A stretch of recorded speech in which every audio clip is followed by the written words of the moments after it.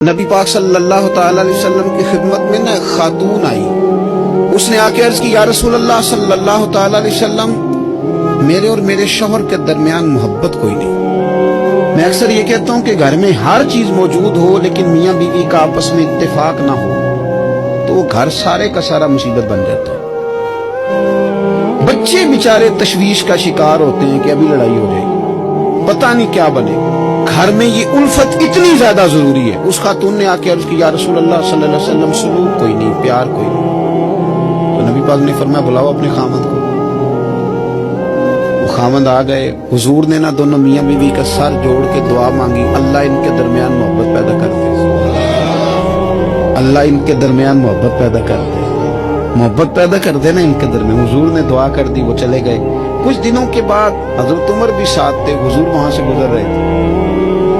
وہ خاتون وہاں کھڑی تھی، دوڑی آئی، حضور کی خدمت میں سلام نیاز عرض کیا.